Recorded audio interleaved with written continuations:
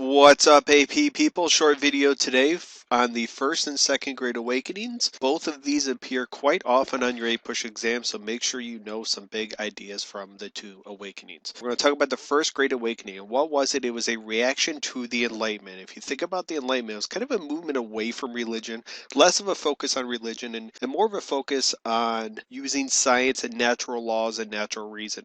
People were beginning to question things during the Enlightenment. So church membership was going down a little bit. And in New England in the 1730s and 1740s, members of the First Great Awakening, church members, want to increase religion. Some key terms you need to know. We're going to have New Light versus Old Light. New Light ministers, these were the people who were associated with the First Great Awakening. They used emotional sermons. They also developed new colleges, different schools to help promote ministers. And the key thing to know about the New Lights is it's very emotional, lots of vivid imagery, lots of yelling, raising of voices. Just, it's not a basic, boring sermon. Old light ministers would be the exact opposite of that. These were the people who were around before the first great awakening started. They would give long sermons, kind of emotionless, just read from scripture. There wouldn't be a lot of human emotion attached, and the new light ministers definitely brought that emotion with them. John Edwards, he is one of two key people you need to know. He is credited with starting the first great awakening, and here he is. He's actually the grandfather of Aaron Burr, too, in case you ever wanted to know that. He had a very famous sermon called Sinners in the Hands of an Angry God, and he talked about hell is very hot. The road to hell is paved with skulls of unbaptized children. So if you were a person who did not have your children baptized and you heard his speech, you probably would go out and get your child baptized. So he encouraged people to become more religious.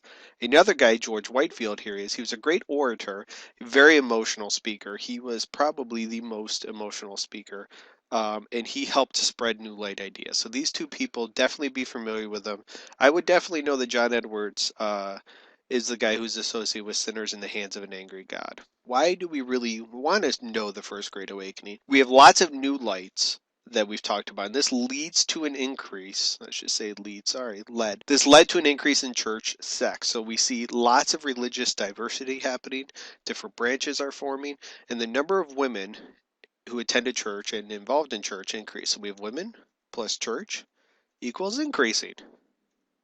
Second Great Awakening, what was it? It was a religious revival in the 1800s, going about 100 years after the first one, and they inspired something called perfectionism. This idea, just look at it perfect. You're trying to achieve a perfect life. You're trying to be a perfect human being, be very moral, do the right thing all the time. That is what the Second Great Awakening tried to inspire. Some key terms. We have the burned over district, and here's a map of New York, and most of western New York. We have Buffalo here, woo, Buffalo, Rochester over here.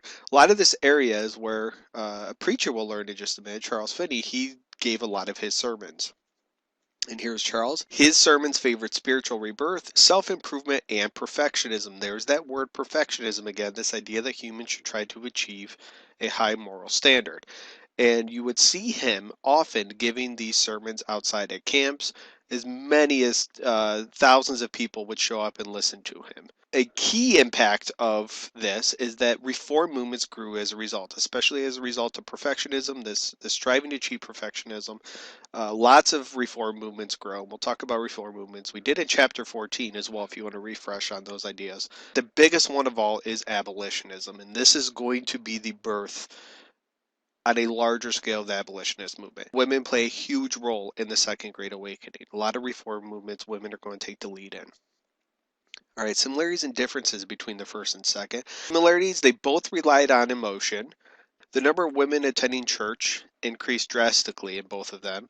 And we also have these new branches developing as well. So please know that the religious diversity increases, or the number of churches increase as well. Difference is, we're really going to focus on why the second one is different. And the Second Great Awakening inspired reform movements, the first one did not. So all these reform movements, mental health with Dorothy Dix, education with Horace Mann, temperance movement, abolition, all that stuff were born out of the Second Great Awakening, and there really weren't any reform movements that were born out of the first one. The Second Great Awakening believed individuals could achieve salvation through their own efforts, and this was a focus more on the individual. Remember, the First Great Awakening was what the individual can do. The Second Great Awakening really is about that, and through your own goodwill, your own good works, you could achieve salvation. That's it for the first and second grade awakenings. Please be familiar with these terms. If you have any questions, please leave them in the comments or feel free to email me. Have a good day, guys.